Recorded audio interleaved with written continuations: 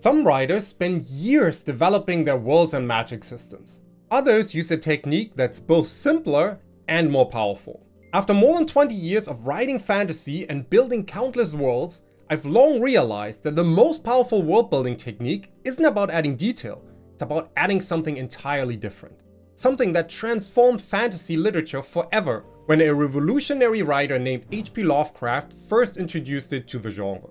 But to master this technique, you first need to understand why at times, one of the most common writing rule might be the one holding your story back. Take a moment to think about the last time you felt truly small. Maybe you were standing at the edge of the ocean at night, watching waves disappear into darkness. Or perhaps you were in the mountains, looking up at stars that seemed to go on forever. That feeling, that mix of wonder and unease, that's what the most powerful fantasy taps into. Which brings me to a story I created to illustrate this point. Picture a young wizard's apprentice named Gareth, studying in a remote tower.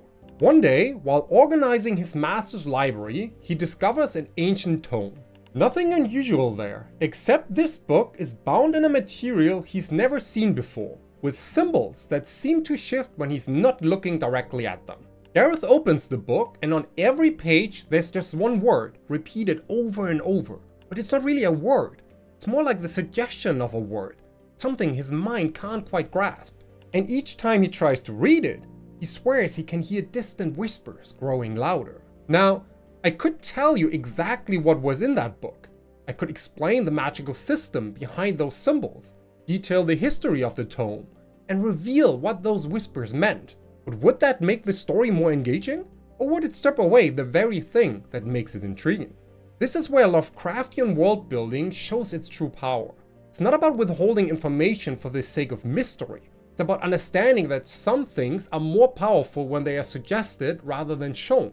It's about creating spaces in your story where the reader's imagination can run wild, filling in gaps with their deepest fears and most magnificent dreams. The best fantasy writers know exactly when to ignore the show don't tell rule. In fact, sometimes the most vivid scenes in your story should deliberately avoid clear descriptions. Remember Gareth and that mysterious tome? I could have written the book was bound in black leather, with strange symbols carved into its spine. But instead I described it as being bound in a material he'd never seen before, with symbols that seemed to shift when not directly observed. Why do I think that the second version is more powerful? Because your mind immediately starts working overtime, trying to picture something that can't quite be pictured. It's like trying to remember a dream that keeps slipping away.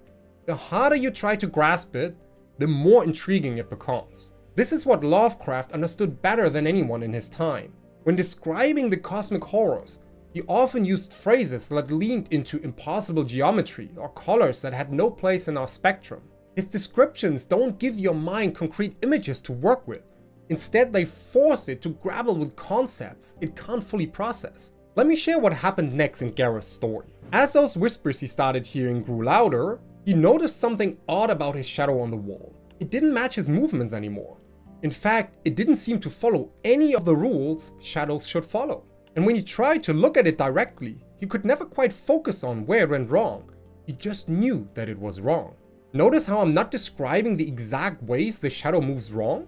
Instead, I'm focusing on Gareth's inability to comprehend what he's seeing. This creates a more powerful effect than if I had written the shadow moved left when Gareth moved right, or the shadow had too many fingers. By keeping the description vague but emotionally specific, I'm allowing your mind to create something far more disturbing than anything I could explicitly describe. This technique works because it mirrors how we experience truly strange or frightening things in real life. When something genuinely unsettling happens, we often struggle to describe exactly what made it so disturbing. It's that inability to fully process or articulate what we've witnessed that makes the experience stick with us. But mastering vague descriptions is only half the story. There's another element that transforms good fantasy into something you can't and don't want to forget. And I discovered it by studying how ancient cultures viewed their gods. Did you know that ancient civilizations never fully described their most powerful deities? When those cultures described their gods, they deliberately left gaps in their descriptions. These weren't oversights. They were carefully crafted omissions that tapped into something fundamental about human psychology. Ancient storytellers understood that our minds are drawn to things we can't fully measure or comprehend. Let's return to Garrett's story for a moment. As he studied the mysterious tome, he began to notice something about the tower where he lived. The view from his window started showing impossible distances. Cities he knew were hundreds of miles away seemed to flicker at the edge of his vision. Yet simultaneously, the nearest tree in the garden appeared to be infinitely far away. This is also how ancient cultures created wonder, not through precise measurements, but through suggestions of scale that the human mind couldn't quite grasp. They didn't say a god was 100 feet tall. They said it could drink rivers dry with a single swallow. They didn't count its years. They said it remembered when the mountains were young. Modern fantasy writers often make the mistake of trying to create wonder through specific numbers. A castle that's exactly 1,000 feet tall. An empire that's exactly 10,000 years old. But these precise measurements actually make things feel smaller, not larger. They give the mind comfortable boundaries to work within. Lovecraftian world building, on the other hand, uses cosmic scale and incomprehensible time spans to create a sense of sublime terror and wonder. It makes human characters feel appropriately small in a vast magical universe, not by giving us exact measurements, but by suggesting that true measurement is impossible. Now, if you found anything useful in the video so far, please consider giving it a like to help me grow the channel. Thank you. Moving on. While this cosmic scale forms the foundation of Lovecraftian world building, there's a fascinating historical shift underneath that changed fantasy forever. And it started with a fundamental question about humanity's place in the universe. Before Lovecraft, fantasy worlds were usually built around humanity's importance. They were the chosen ones, the prophesized heroes, the species the gods themselves favored above all others. Even when they faced overwhelming odds, there was always the underlying assumption that humans were somehow special. Until Lovecraft introduced human insignificance. Looking back at Garrett's tower, we can see how this shift in perspective changes everything when applied. Those impossible views from his window weren't just strange magical effects. They were glimpses into a reality where human perception simply didn't matter. The cities and trees weren't actually changing distance. Rather, distance itself worked differently than human minds could comprehend. This is what Lovecraft brought to fantasy. The idea that the universe wasn't built for us at all. That human minds, human values, even human concepts of space and time might be completely irrelevant to the true nature of reality. And paradoxically, this made stories more compelling, not less. When Garrett finally understood what the tome was showing him, it wasn't just that magic worked differently than he'd been taught. It was that everything he'd been taught about magic was merely humanity's limited attempt to understand forces that existed completely independent of human comprehension or importance. Understanding this revolutionary perspective transforms how we approach fantasy world building. But it raises a crucial question. How do we make these vast, incomprehensible elements feel real to readers? The answer lies in a technique I discovered by studying dreams. Dreams have their own internal logic, rules that make perfect sense while we're experiencing them, even though they defy explanation when we wake up. In a dream, you might know that your childhood home is also a spaceship, and this feels completely natural until you open your eyes. In Garrett's case, the tome began affecting how he experienced time in the tower. He'd spend what felt like years studying a single page, only to look up and find that mere minutes had passed. Other times, he'd glance briefly at a symbol and suddenly realize that entire seasons had changed outside his window. And somehow, both of these experiences felt equally true. The key to dream logic in writing isn't just making impossible things happen, it's making them feel natural within their own framework. When Garrett experienced these time distortions, he didn't question their reality. Instead, he began to question whether his previous understanding of time had ever been real at all. This technique creates a sense of internal consistency while allowing for impossible elements. Just as dreams feel real while we're in them, these elements should feel true within the story's own logic. But many writers assume that these cosmic elements mean their stories can't be relatable, and that's exactly backwards. There's this widespread belief that cosmic horror and Lovecraftian elements require us to abandon human connection.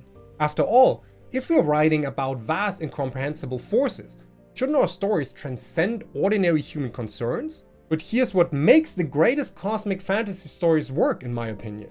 They use human experiences to make their cosmic elements more powerful, not less. Let me show you how this plays out in practice. Remember how Gareth experienced those impossible time distortions in the tower? What made those moments powerful wasn't just the cosmic strangeness. It was how they affected his daily routine afterwards. The way he could no longer trust whether he'd spend 5 minutes or 5 hours reading. The uncertainty about whether he should feel hungry or tired. Such simple human concerns ground the cosmic horror in something readers can understand. This is where the real magic of Lovecraftian world building happens. When Gareth discovered that his shadow no longer behaved normally, the horror came not from the impossible geometry itself, but from the way it affected his simple morning ritual of getting dressed. How do you put on your boots when your shadow suggests your feet are in 2 places at once? These human anchors do 3 crucial things for your story. They give readers a familiar reference point to understand the cosmic elements. They also make the horror more immediate and personal. And they create contrast that makes both the human and cosmic elements more powerful. And that brings us to what matters most for you as a writer: how to put all this into practice. So let me break this down into specific steps you can use in your own writing. First, start with the ordinary. Before you introduce any cosmic elements, establish your character's normal world through specific relatable details. Maybe they always arrange their books in perfect alphabetical order. Perhaps they have a lucky coffee mug they've used every morning for 5 years. These details might seem mundane, but they are the foundation that makes cosmic horror work. Because when you introduce your vast incomprehensible elements, these ordinary things become powerful tools for showing how your character's world has changed. For example, what happens to that carefully alphabetized bookshelf when your character discovers that the letters sometimes rearrange themselves when no one is looking? How does it feel to drink from that lucky coffee mug after learning that time isn't what they thought it was? This is what makes your fantasy stories resonate. Not just the vast unknowable elements you create, but the deeply human ways your characters experience them. Master this balance and you'll create stories that readers won't just remember, they might just feel them in their bones. And usually, for a Lovecraftian inspired story, you need a chilling and incomprehensible force thrown at your protagonist. So watch this video here next, where I walk you through the horrific depths of Lovecraftian villains and other types of otherworldly entities.